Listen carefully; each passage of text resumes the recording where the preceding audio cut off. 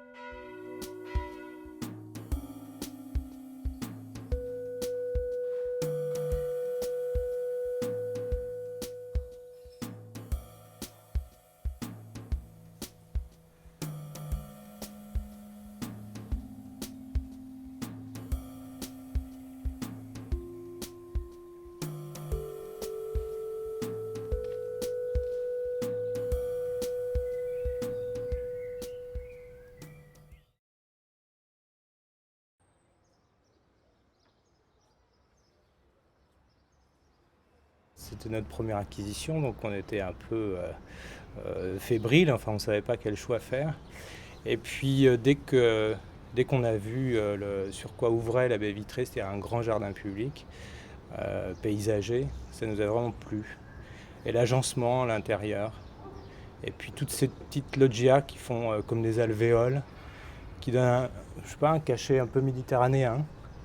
Il y a une qualité de vie qui émane de ces constructions qu'à titre personnel, en tous les cas, j'ai pas connu ailleurs. Alors j'ai beaucoup vécu dans des immeubles qui étaient parfois d'assez grand standing. Là, c'est vraiment dû à la conception et à la qualité que l'architecte y a mis. Il y a juste des détails, des petites ornementations, des barres métalliques couleur or. Et l'architecte qui pilote le ravalement nous avait dit il faut surtout pas les enlever parce que c'est toute la différence entre un HLM ou une barre d'HLM habituelle et quelque chose créé par Fernand Pouillon. Alors c'est un petit détail, mais nous ne sommes pas architectes, mais il paraît que ça change tout. La touche Pouillon, elle se trouve aussi dans la configuration et la dimension des fenêtres, qui est complètement atypique. Des problèmes pratiques auxquels on est confronté quand on vit ici, c'est comment installe-t-on des rideaux, des stores, rien n'est conforme à ce qu'on trouve de façon standard dans les magasins. Bon, c'est aussi la qualité de l'architecture Pouillon, même si on peut la considérer comme une contrainte au départ. C'est ce qui rajoute le cachet de la partie nord, en tous les cas, de l'appartement dans lequel on vit. Et on doit vous dire qu'à chaque fois qu'il y a un petit problème, enfin on découvre une difficulté pratique, on dit c'est de la faute de Fernand. Il y a un respect immédiat. On a l'impression de quelque chose d'intangible, mais que tout le monde se respecte. En même temps, c'est fermé et c'est assez sonore. Et on sait que dès l'instant où quelqu'un va faire un peu de bruit, tout le monde va en profiter. Et ça, chacun le sait et prend sur soi pour ne pas faire de bruit. Ce qui donne tout de suite une ambiance incroyable. Et puis sur le parking, la Mercedes côtoie la 2 chevaux. Donc c'est une mixité sociale et on s'en est rendu compte tout de suite. Il y a des propriétaires qui ont 3-4 lots et puis d'autres qui sont locataires d'une petite pièce, enfin d'un studio. On le sent très fort et ça forge encore plus la communauté, on le sent. Une espèce de respect mutuel pour l'endroit où on vit.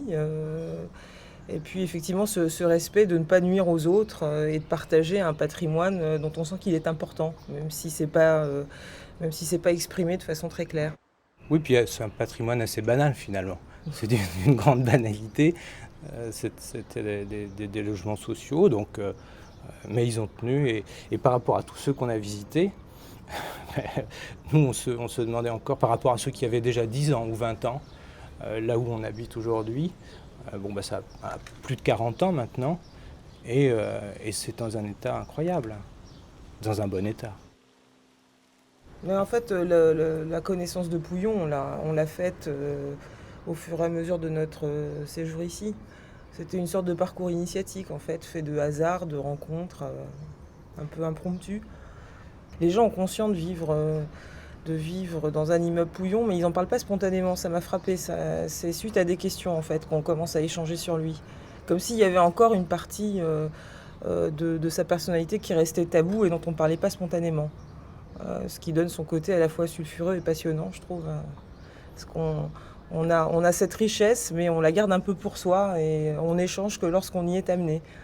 Oui, c'est vrai. Puis c'est à la Cité Radieuse à Marseille où on a vu une pile de bouquins chez un petit éditeur sur Pouillon, parce qu'il y avait une conférence, c'était les minutes de cette conférence, et on l'a acheté, on l'a dévoré, puis on est allé plus loin, on a acheté les pierres précieuses, les pierres sauvages, les mémoires d'un architecte, et Mémoire d'un architecte est très émouvant. Donc on a été un peu envahi par le mythe Pouillon. On connaît son œuvre de par les photos, les expositions. À Marseille, on a vu l'aile droite du vieux port quand on est face à la mer. Et ça nous a bouleversés aussi parce que l'histoire est difficile. Enfin, son opération n'a pas été de tout repos. Et puis oui, il faut absolument qu'on visite Meudon. On est au début du pèlerinage là. On sait qu'il y a beaucoup de choses à voir. On est très désireux d'aller en Algérie également. Et on a été surpris d'ailleurs en se baladant en vélo dans Boulogne de voir les rues Tony Garnier, Auguste Perret, Le Corbusier, mais il n'y a pas de rue Fernand Pouillon. Et ça, je trouve que ça manque. La réhabilitation n'est pas achevée, effectivement.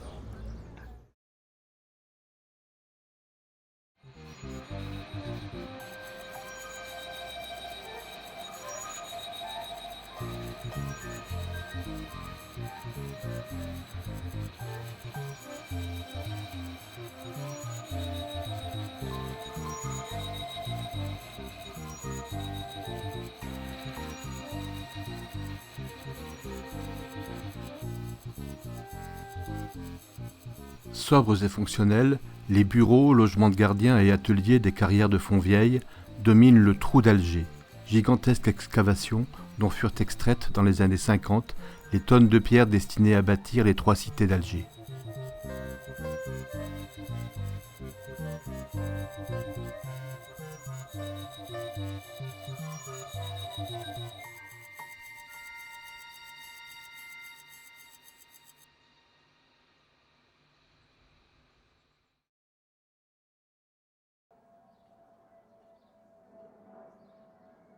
Chaque fois que je traversais Ozoir-la-Ferrière, je disais j'aimerais habiter ce village, c'est vraiment joli.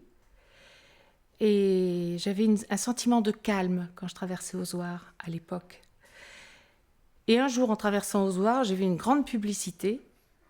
Nous sommes allés voir. J'ai demandé où était la maison qui était sur cette publicité. J'ai craqué en ouvrant la porte d'entrée. J'ai craqué complètement. Alors, les maisons sont douces. L'architecture est douce. On passe des zones d'ombre à la lumière. Tout est en nuances, tout est rond. D'ailleurs, quand vous serez dans les pénétrantes, vous verrez les jardins. La forme des jardins est également arrondie. Il n'y a pas d'angle. On utilise des matériaux nobles, simples, bruts, des choses qui ont une âme, du bois, des briques. Des choses qu'on a envie de toucher, des choses qu'on a envie de respirer. Non, c'est pas une punition que d'habiter une maison pensée par M. Pouillon. C'est une résidence qui est originale et unique, je crois. C'est une des premières qui précède un petit peu dans l'esprit 68 et tout le concept a été fait pour créer une unité de vie.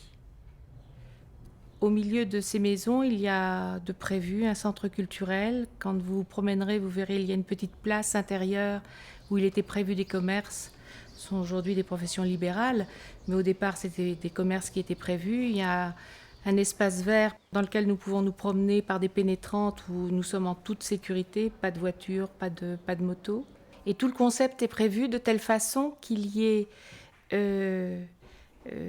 un voisinage aimable, une unité de collectivité et pas de promiscuité. Quand on parle de complicité, c'est vraiment ça. Il y a une complicité, il y a une véritable amitié, il y a une véritable famille qui existe. Alors, je vais faire un cas général de choses qui sont peut-être particulières à chacune des rues. Parce qu'il y a des ambiances de rue. Et c'est très drôle parce qu'au départ, il y avait des ambiances de pénétrantes, c'est-à-dire côté espace vert. Puis les arbres ont grandi et on a plutôt rencontré les gens qui étaient dans la rue.